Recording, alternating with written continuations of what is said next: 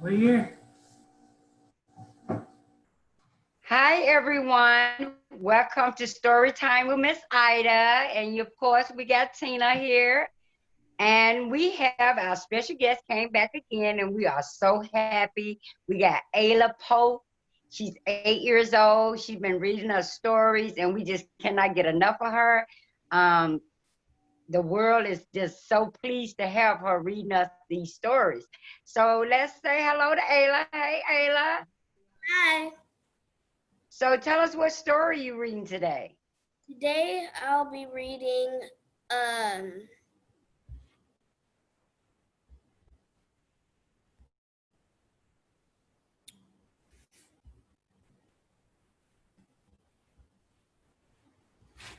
so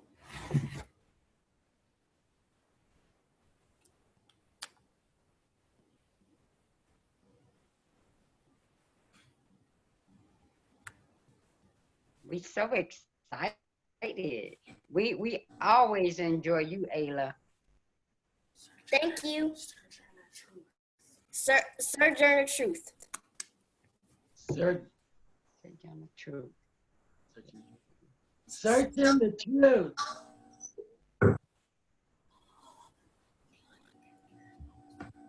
You ready? Yes. All right, let's get started. Go ahead. Today I'll be reading Sojourner Truth by Gwenyth Swain.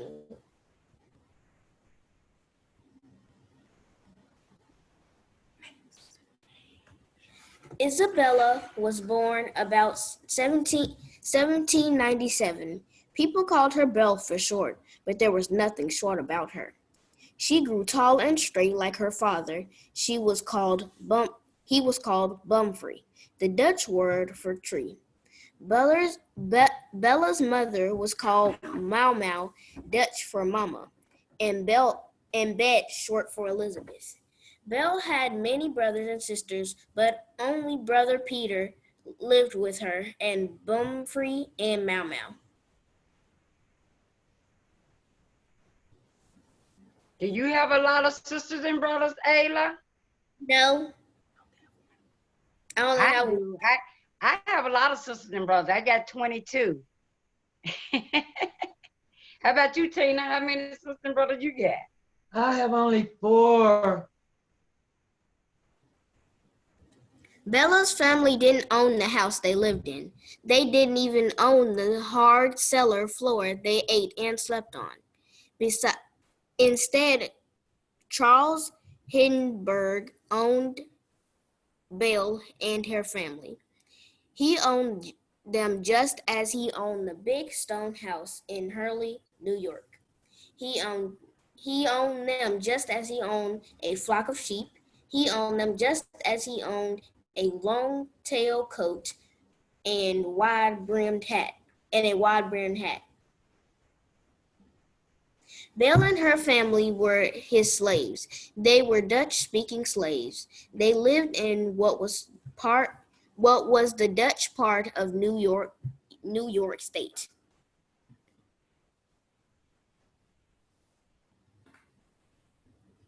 Winters were long there. Ice coated the nearby Hudson River. Summers were short there, but on warm nights the stars shone bright.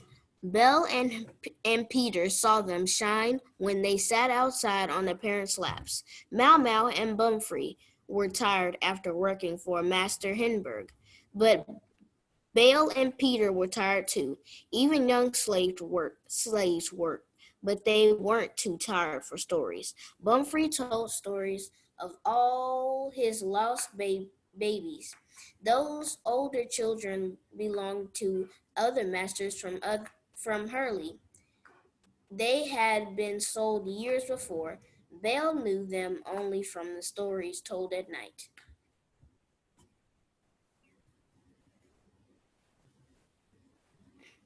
Belle's mother told stories too. My children, she said, there's a God who hears and sees you. Belle loved to hear her Mau Mau tell of God who lived in the sky. He will always hear and help you, Mau Mau said. Belle thought about Mau Mau's friend God, and after Master died. Farmer John nearby bought Belle and some sheep from Himberg's. Somehow, someone else bought Peter. Mau Mau and Bumfrey were too old to be worth money. They were left to live on their own. They had no place to work or live. Belle hardly ever saw them because she was so busy.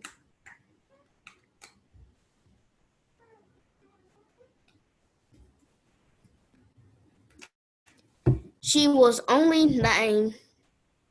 She was only 9, but worked hard all day long. But she tried her best to please her new master and mistress. But they spoke only English. Belle knew only Dutch. She never understood half of the things that she did wrong. She never forgot the beatings they gave her to make her do it right. Belle talked to God when she thought Master Neely couldn't hear. She wasn't sure if God heard her, but one day a man asked to buy her. This new master made her work harder than before, but he never beat her. He treated her well enough that Belle decided God had listened.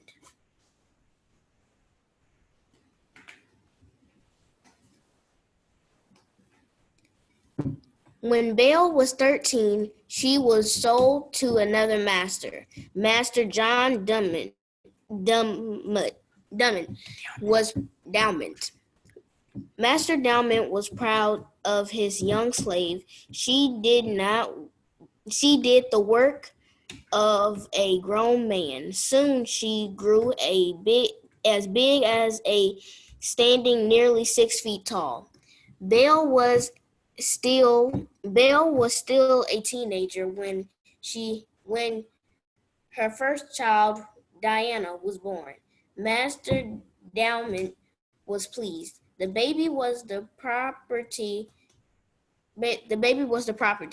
to keep or sell.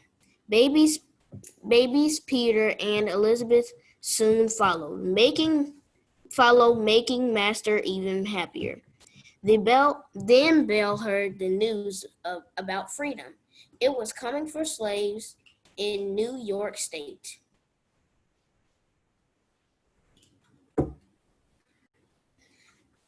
They would be free on Independence Day, 1827. The law said so. Once Belle knew freedom was coming, she couldn't wait. In 1825, she asked Master if she could have freedom a year early. Master agreed as long as Belle worked hard that year. Belle did her work usually well. I think I said that right. She bound the wheat, and loaded Master's wagon. She washed Mistress' clothes and cooked the meals. She sheared the sheep and spun the wool into thread. The time came for Belle to be free, but Master changed his mind. Belle had That's sad. Belle had shown how much she can do. How could he let her go? Belle loved truth almost more than freedom. It hurt that Master had lied to her. It hurt to see her own Independence Day pass and still be a slave. Belle did what Mau Mau told her to do years before.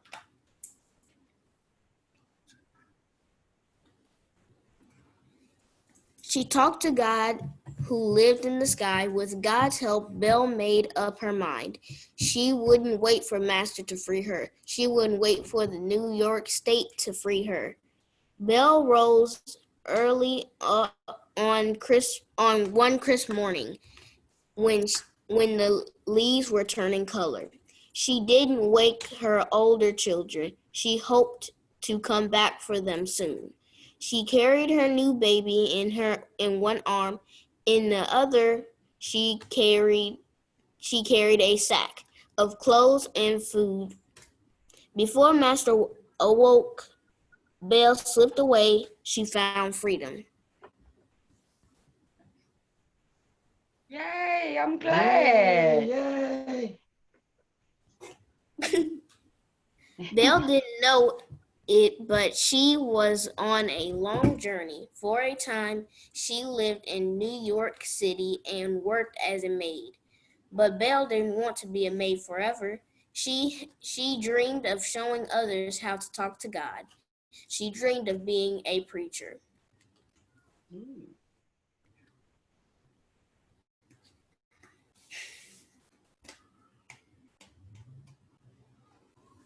It was hard to preach if you couldn't read the Bible. Belle had never learned to read. No matter how she tried, the letters all got mixed up, she said, and I couldn't straighten them out.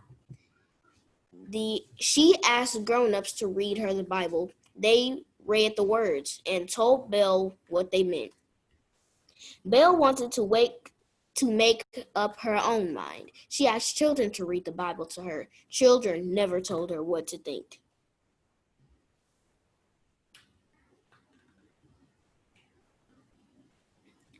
In 1843, Belle was more than 40 years old. She was ready to preach. She took a ferry to Brooklyn, New York. Along the way, she found a new name to fit her new life. A sojourner is a person who goes from place to place. God, Belle believed, told her to call herself Sojourner because she said I was to travel up and down the land. But free people had two names.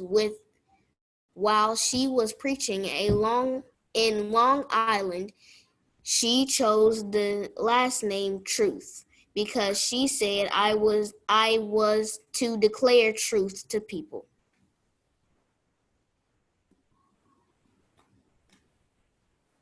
Most folks thought women belong at home. Most folks didn't think a slave was worth listening to. But Sojourner Truth had a strong voice and an even stronger faith. She gathered crowds around her. While she preached, the world changed by 1850. Slavery had ended in the North, but it was still strong in the South. In the South, slave families were still being torn apart. Slaves were still being beaten. Slaves were still dreaming of freedom.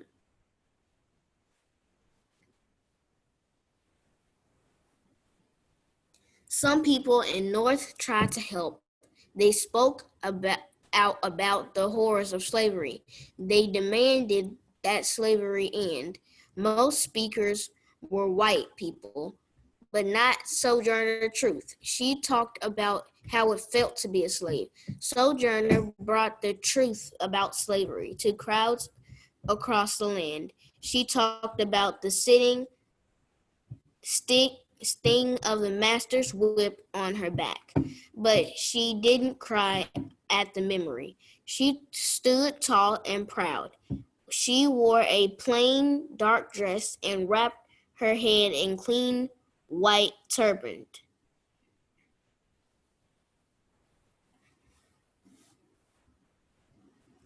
When she spoke, Sojourner Truth made people think and sometimes laugh. She also sang songs about God. In every day of trouble, she sang, I'll rise my thoughts on high. Maybe others could say it better. But no one said it quite like Sojourner Truth. Life is a hard battle anyway, she told a friend. And if we can laugh and sing a little as we fight the good fight of freedom, it makes it all go easier.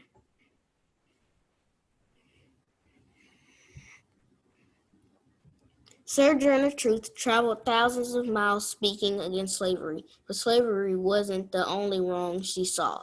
Free women, black and white, weren't treated as well as men.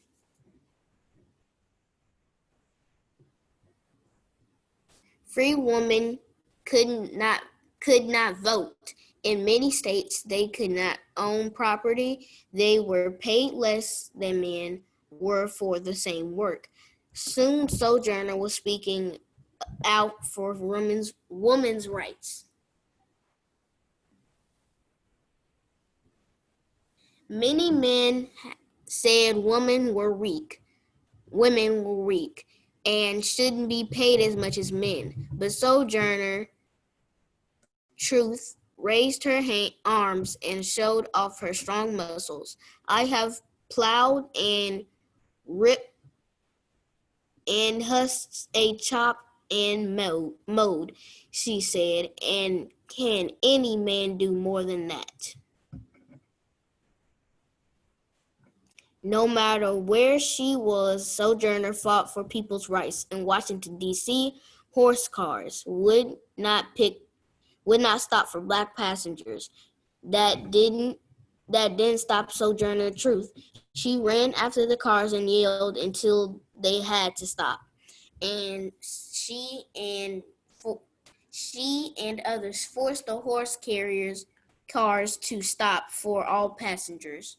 When she rode down the streets of Washington, Sojourner didn't look at the buildings and monuments.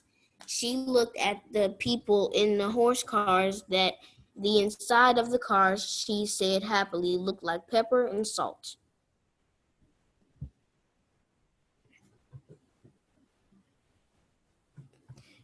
Not every battle was so easy. Slavery did not end until a long and terrible war nearly tore the country apart.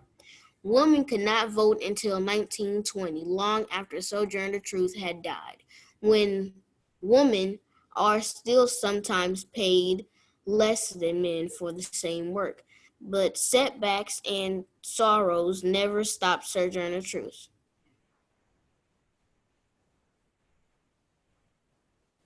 In 1857, she bought a little house of her own to share with her grown daughters. But Sojourner still kept on traveling and fighting. The going was not easy. The road was that the road she traveled was long and hard, but until she died, Sojourner Truth brought truth to the people.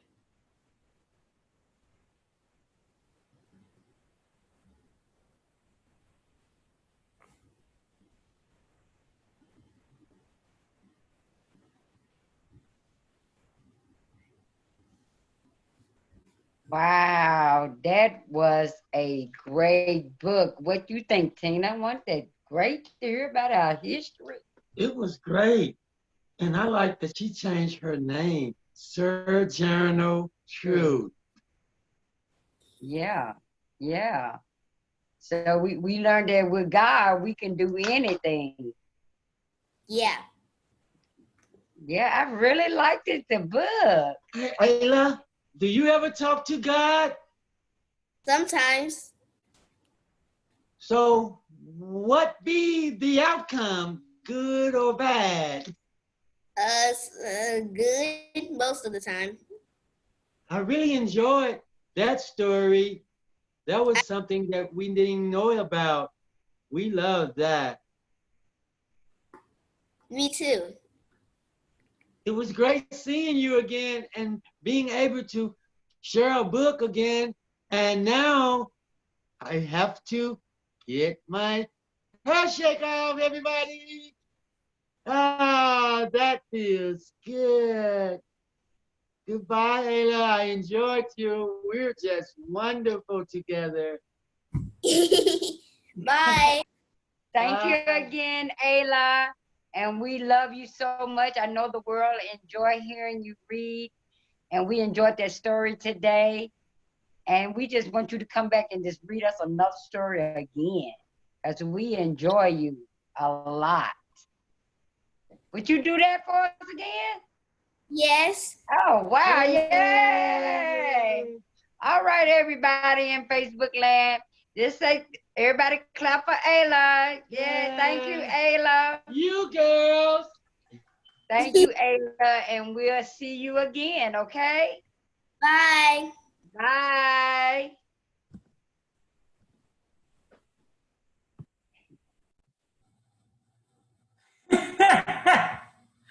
Jennifer.